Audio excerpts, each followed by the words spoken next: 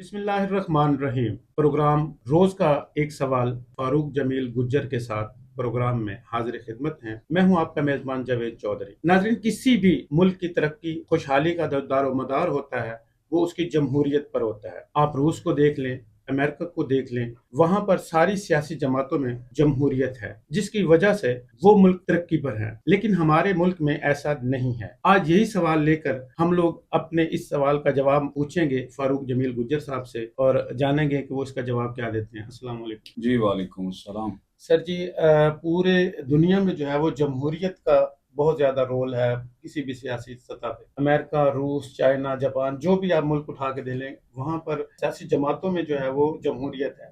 कोई हारता है तो वो खंदा पेशानी के साथ उसकी हार को कबूल कर, लेकिन पाकिस्तान में ऐसा नहीं है। ऐसा क्यों है? पाकिस्तान की जमातों के अंदर ये जमहूरियत क्यों नहीं आई? बिस्मिल्लाहिर्रहमानिर्रहीम, इय्याका नअबुदु व इय्याका नस्तईन। सबसे पहले तो जावेद चौधरी साहब, मैं आपको बता दूं कि जो जमातों के अंदर जमहूरियत की बात है, वो कोई भी जमात हो, वो जमहूरियत जमहूरियत का नारा तो लगाते हैं, लेकिन उन जमातों के अंदर अपने जमहूरियत नहीं होती। वो जमहूरियत कहाँ से पकड़ी जाती है? वो जमहूरियत यहाँ से पकड़ी जाती है कि 1947 से लेकर आज तक जितनी भी जमातें बनी हैं, उन तमाम के अंदर जो अहम किरदार है, या आप कह लें रीढ़ की हड्डी का किरदार है, वो नौजवान, और फिर वो नौजवान जो मिडिल क्लास तबके से हैं।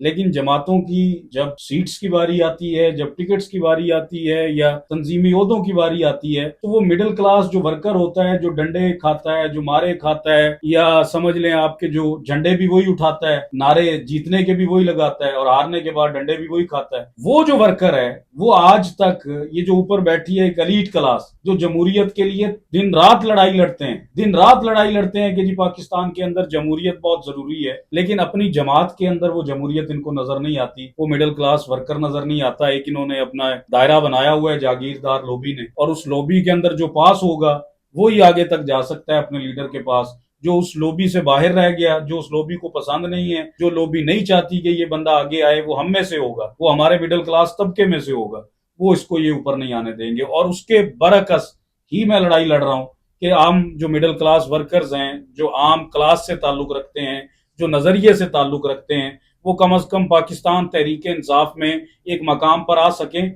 उनकी ये सिफारिश ना हो कि फलां MNA, फलां MPA, फलां सूबे का सदर कहेगा तो वो ऊपर आएंगे। नहीं, मैं वर्कर्स के अंदर ये चीज डालना चाहता हूं कि वर्कर अपने अंदर एतमाद रखें, अल्लाह पर यकीन रखें, और अपने आप को इस काबिल समझें कि वो हर मैदान में लड़ सकते हैं। हमारा लीडर भी ये बात करता था बार बार कि इंसान को आखिरी गेंद तक खेलना चाहिए, और नौजवानों को चाहिए कि इमरान खान आपको लीडर बनाने आया था, अब आपकी बारी है, अब मुल्क को आगे आपने लेकर चलना है। अगर आप ये जमहूरियत जमहूरियत जमहूरियत के नारों के पीछे रहेंगे तो जमहूरियत कभी नहीं मिलेगी, जब तक आप मिडिल क्लास तबके को, 75 से 80% का तबका है, 75 से 80% तबके की नुमाइंदगी कहीं किसी इदारे में नहीं है। जब तक आप ये मिडिल क्लास तबके से उठाकर नौजवानों को, एवानों तक, और हर जगह पर मिडिल क्लास की नुमाइंदगी के लिए अफसरान बिठाएंगे या अपने हुक्मरान बिठाएंगे, आपको इंसाफ भी तब मिलेगा, आपको जमहूरियत भी तब नजर आएगी।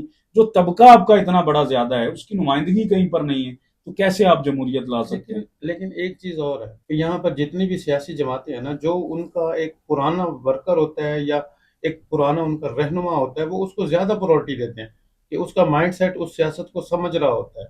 नौजवान उस ये सियासत बाहर को के मुल्कों में होता है, ये बाहर के मुल्कों में होता है जावेद चौधरी साहब। यहाँ पर आपको गुलामी करनी पड़ती है, आपको अपने डेरों पर दावत दी जाती है, आपको डेरों के ऊपर घंटों खड़ा होना पड़ता है हाथ बांध कर।